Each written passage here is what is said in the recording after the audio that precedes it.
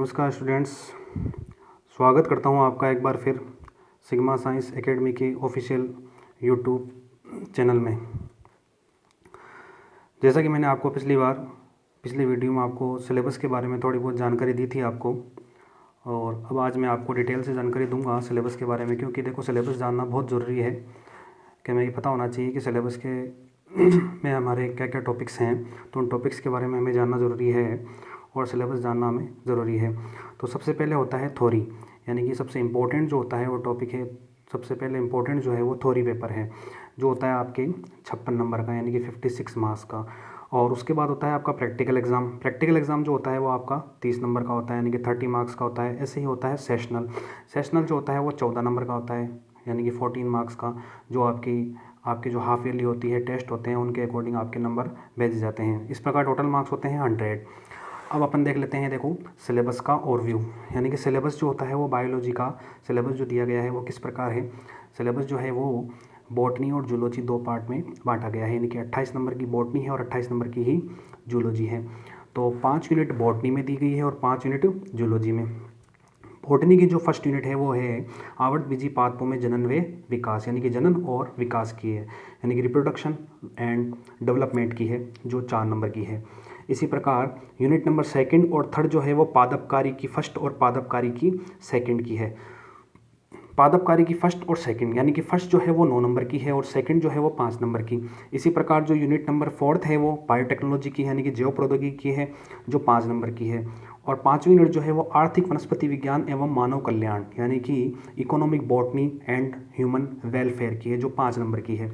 अब देखते हैं जूलॉजी के बारे में। जूलॉजी भी 28 नंबर का है। तो जूलॉजी की जो छठी और सातवीं जो यूनिट है, यानी कि जूलॉजी की पहली दूसरी हो गई और टोटल हो गई आपके छठी सातवीं यूनिट, दोनों मानव कार्य की, यानी कि ह्यूमन फिजियोलॉजी की हैं। तो मानव कार्य की फर्स्ट और मानव कार्य की सेकंड, दोनों 7-7 नंबर की हैं। इनमें से बड़ा क्वेश्चन भी आता है, यानी कि 4-4 नंबर के 2 क्वेश्चन भी इनके अंदर से आते हैं, और एक 4 नंबर का क्वेश्चन जो आता है वो पादप कार्य की सेकंड के अंदर से आता है। क्योंकि आपके जो पेपर होता है उसमें पेपर के अंदर जो है 30 क्वेश्चन आते हैं,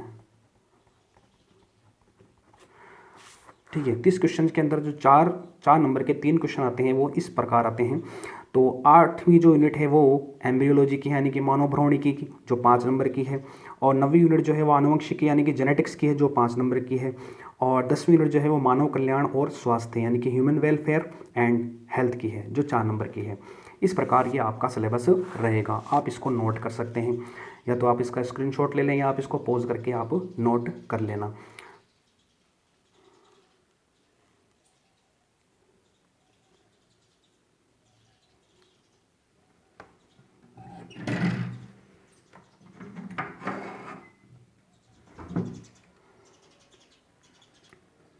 ठीक है। अब हम थोड़ा सिलेबस के जो टॉपिक हैं उसके बारे में डिस्कस करते हैं। तो हमारे जो पहला चैप्टर रहेगा वो किस प्रकार रहेगा। देखो पहला चैप्टर जो है वो आवर्त बीजी पादपों में जनन है। पहली यूनिट का जो पहला चैप्टर है वो आवर्त बीजी पादपों में जनन है।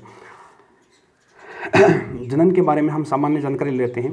देखो जनन जो होता है वो उसके बारे में आप सभी परिचित हैं, यानी कि जीवों द्वारा अपने समान संतान उत्पन्न करना या संतति उत्पन्न करना क्या कहलाता है, जनन कहलाता है। जनन जो होता है वो 2 प्रकार का होता है, अलैंगिक जनन और लैंगिक जनन।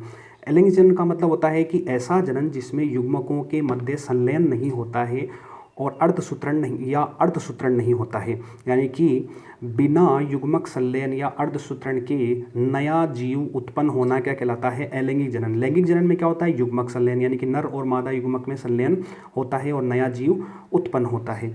अलैंगिक जनन को 2 भागों में बांटा गया है, यानी कि एनिसेक बीजता और कायिक जनन। एनिसेक बीजता का मतलब होता है एगामोस्पर्मी, और कायिक जनन का मतलब होता है कायिक जनन को हम बोलते हैं वेजिटेटिव रिप्रोडक्शन या प्रोपेगेशन, यानी कि एनिसेक बीजता और दूसरा होता है कायिक जनन। एनिसेक बीजता का मतलब क्या होता है कि बिना निषेचन की बीज उत्पन्न होना, जैसे धतूरा में होता है। तो बिना निषेचन की बीज उत्पन्न होना एनिसेक बीजता कहलाता है, जैसे एग्जाम्पल 4 है आपके धतूरा। इसी प्रकार कायिक जनन, यानी कि ऐसा जनन जो पौधों के कायिक भागों द्वारा होता है, या आप इसको इस प्रकार कह सकते हो कि पौधों के कायिक भागों द्वारा होने वाला जनन क्या कहलाता है, कायिक जनन या कायिक प्रवर्धन कहलाता है, जिसकी दो विधियां हैं, यानी कि प्राकृतिक कायिक प्रवर्धन और कृत्रिम कायिक प्रवर्धन। प्राकृतिक कायिक प्रवर्धन का मतलब प्रकृति द्वारा प्राप्त कायिक जनन और मानव द्वारा निर्मित कायिक जनन। ठीक है, इस प्रकार अब आगे देखिए इसकी प्राकृतिक कायिक जनन की 4 विधियां हैं, तनों द्वारा, जड़ों द्वारा, पत्तियों द्वारा और जन्नांगों द्वारा। कृत्रिम कायिक प्रवर्धन की कितनी विधियां हैं, इसकी 3 विधियां हैं, यानी कि कर्तन जिसको हम कटिंग बोलते हैं, इसमें 2 होती है, स्तंभ कर्तन जिसको हम बोलते हैं स्टेम कटिंग, और मूल कर्तन जिसको हम बोलते हैं रूट कटिंग। दाब लगाना का मतलब होता है टीला दाब और वायु दाब। और तीसरी होती है रोपण। रोपण में 4 होते हैं, जिह्वारोपण, फच्चर रोपण, मुकुट रोपण और कलिका रोपण। यानी कि जिह्वारोपण को हम बोलते हैं टंग रोपण, वेज ग्राफ्टिंग, क्राउन ग्राफ्टिंग और बड ग्राफ्टिंग। ठीक है, ये इसका एक पहले चैप्टर का जो आपका प्रारूप है वो इस प्रकार है, इसको आप नोट कर सकते हो।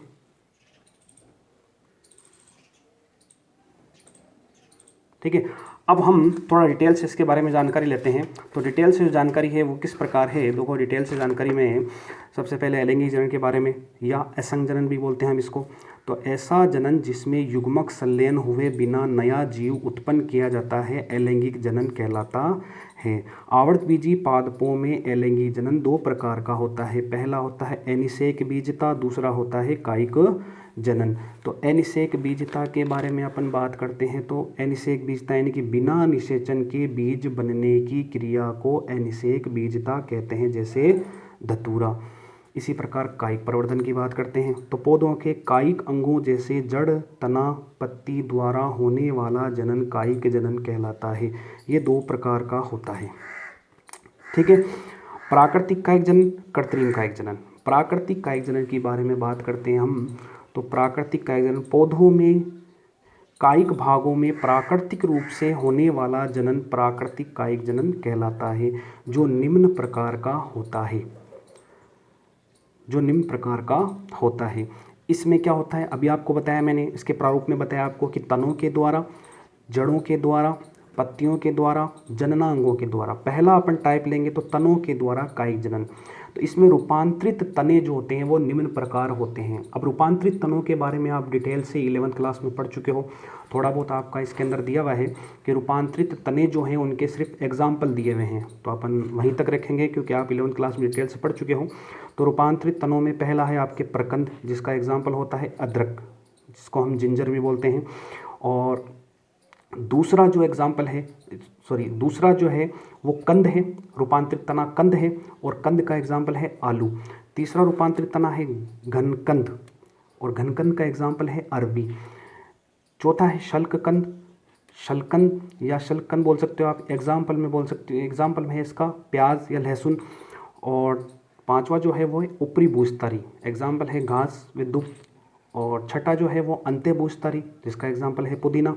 और सातवां है भूजतारिका, जिसका एग्जाम्पल है स्ट्रॉबेरी। ठीक है, ये तनों के द्वारा कायिक जनन होता है, यानी कि तनों के रूपांतरण होते हैं। तो तनों के रूपांतरण किस प्रकार हैं, ये रूपांतरण हैं, और ये रूपांतरण हैं और इनके ये एग्जाम्पल दिए हुए हैं आपके।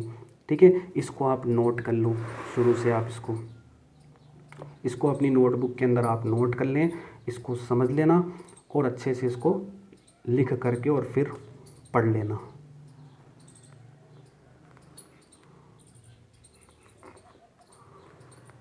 या तो आप इसका स्क्रीनशॉट ले लो, या आप अपनी वीडियो को पॉज करके और इसको नोट कर लेना। अगली वीडियो के अंदर हम बात करेंगे जड़ों द्वारा कायिक प्रवर्धन, पत्तियों द्वारा कायिक प्रवर्धन और जन्नांगों द्वारा कायिक प्रवर्धन, और कृत्रिम कायिक प्रवर्धन की विधियों के बारे में भी हम अध्ययन करेंगे।